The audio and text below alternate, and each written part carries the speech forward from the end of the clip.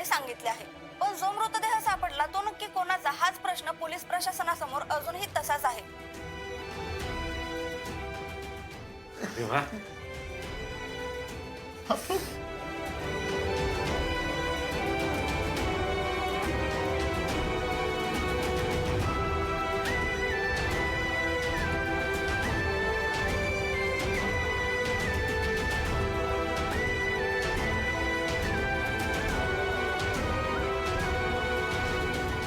बापू देवच पावला, ते रिपोर्ट दीदीच्या नाहीतच। दिप्या, आता अर्जुन आपल्याला लवकरात लवकर घरी आणावं, त्याशिवाय माझा जीव शांत होणार नाही बघ। हो येणार बापू, नक्की येणार।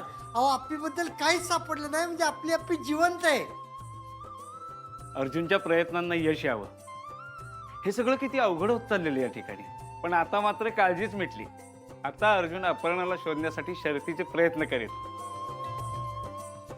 अहो भाऊजींना म्हणा अपहरणाबद्दल कळलं ना की लगेच आम्हाला कळवा, मी सगळं तिच्या आवडीचं बनवणार आहे।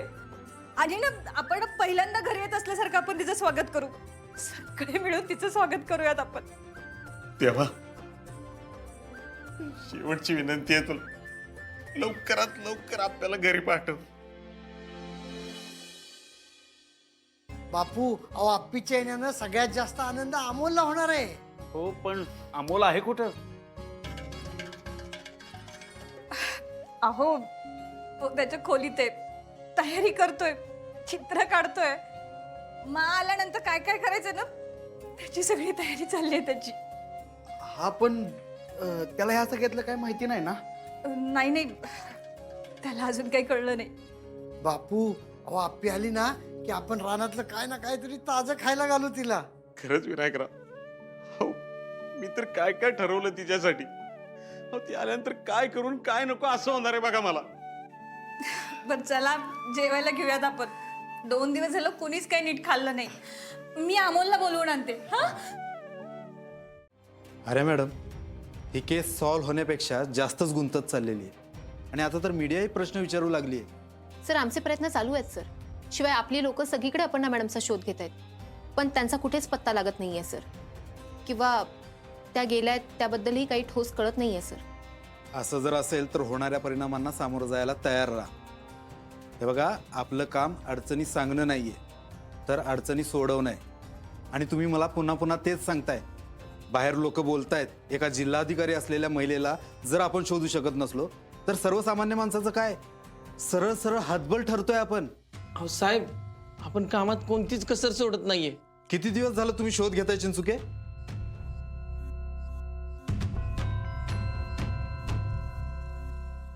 आठ दिवस झाले साहेब।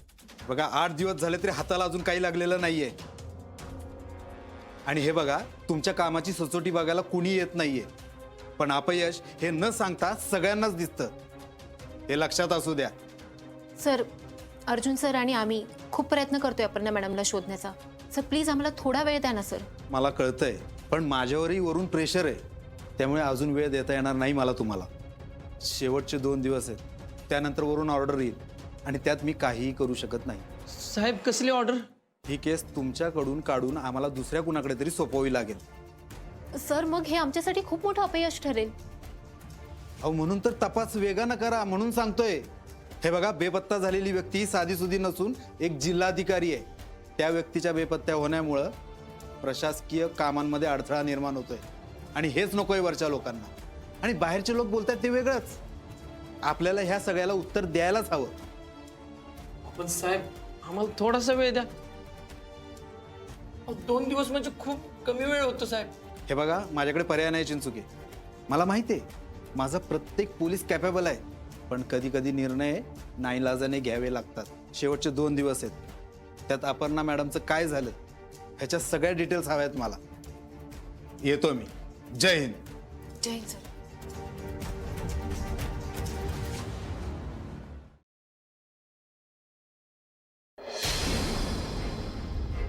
दार का लावून घेतली यांनी? अमोल, ए बाळा जेवायला येतोस ना? अमोल, दार का लावून घेतलेस तू?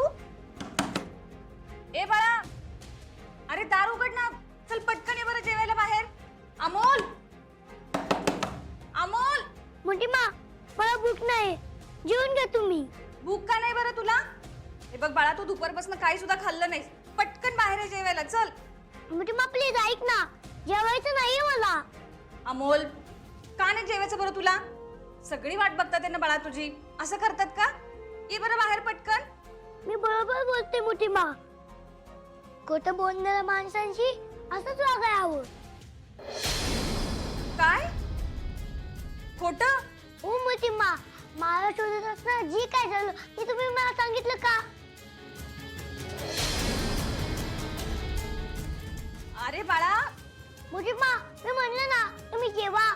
तुम्ही सगळे असंच खोटं बोलता आणि यावेळी तर बाबा पण खोटं बोललाय. अरे बाळा, आता सगळं व्यवस्थित आहे की नाही? आणि तिथं सापडलेली व्यक्ती तुझी मा नव्हती ना?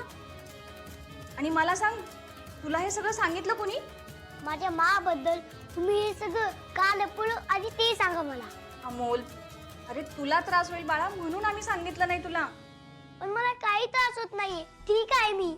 हो अमोल, पण तिथं सापडलेली व्यक्ती दुसरीच कुणीतरी आहे की नाही? आणि मग आता कशाचा राग बाळा? आणि तुला रागवायचंच आहे ना, तर बाहेर येऊन रागव ना आमच्यावर. असं दार लावून का बसलायस बरं तू? मी आता फक्त माझ्या बाबाशी बोलणार आहे, बाकी कुणाशीच नाही बोलायचं मला. अमोल, अरे मोठी मा प्लीज जा इथून.